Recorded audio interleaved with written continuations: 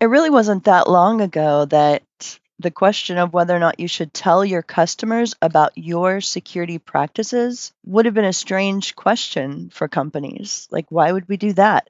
Traditionally, people would have said no. Security through obscurity. The less anyone knows about how you protect data, the safer that data is. Don't give attackers a roadmap. But that thinking has completely reversed. Customers want to know how you protect their data, and the companies that communicate openly about security are winning trust and business. Secretive competitors can't win.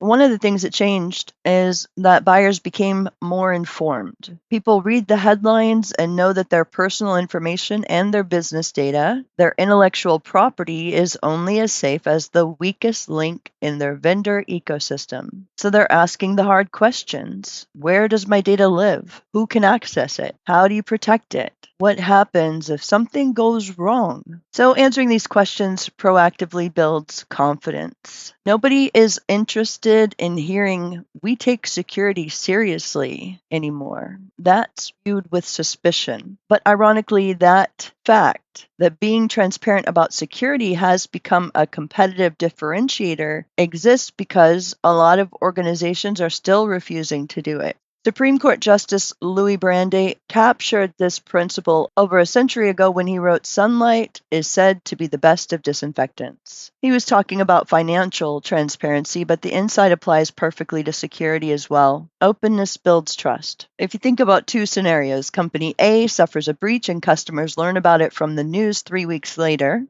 then you've got company B that suffers a breach and proactively notifies customers within 48 hours with clear information about what's happened, what data was affected, and what they're doing about it. They might both have had the same security failure, but company B's reputation survives and maybe even strengthens due to their demonstration of accountability. Not company A, though. Transparency isn't just about marketing, it's about building the kind of trust that survives the inevitable moment when something goes wrong. So that light, shining that light on your own practices creates confidence that those who hide in shadows cannot match. Let's talk about what you should communicate about your security. What is it that builds trust? Firstly, of course, your security certifications and compliance attestations. If you've got SOC 2, ISO 27001, or any industry-specific certifications, make them visible, prominent. These third-party validations tell customers your security claims have been independently verified. It's not just you saying it. Second, make sure your security documentation is accessible. It could be a trust center on your website, a security white paper, or an FAQ addressing common questions. Make it easy for customers to find answers without having to ask. In some cases, people make it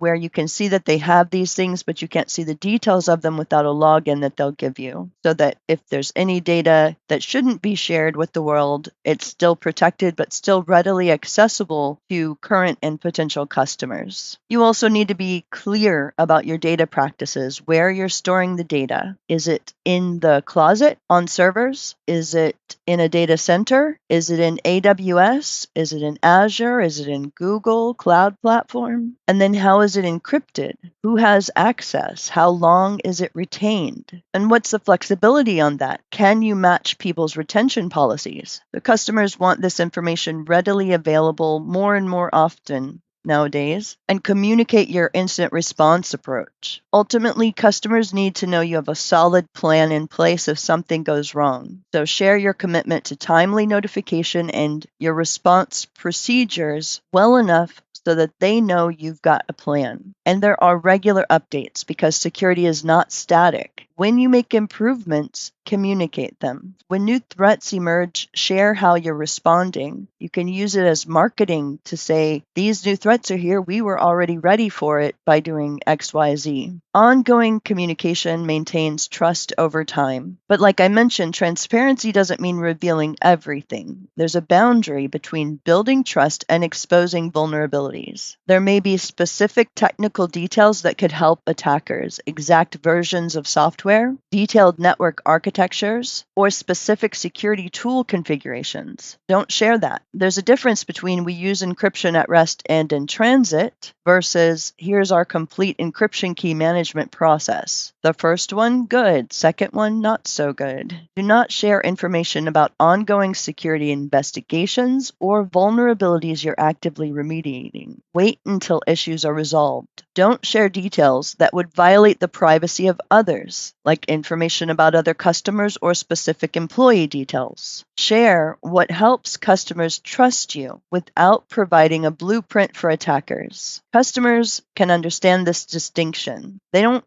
want or understand encryption keys. They want confidence you have them and manage them properly. Let's think about practical approaches for putting transparency into practice. A trust center is a good way to start. This would be a dedicated section of your website, increasingly expected for B2B companies, where customers can find security documentation, compliance certifications, and answers to common questions. And you might want to gate that detailed information, like I mentioned before, behind NDAs, non-disclosure agreements, and that's reasonable for sensitive materials. It's still accessible if all it takes is a signature for them to get what they need. And develop consistent security messaging. You want to have standard language sales team, customer success team, and marketing can all use across the board. This makes sure customers get accurate, consistent information regardless of who they're talking to. You want to make sure those teams have that information as well. A lot of times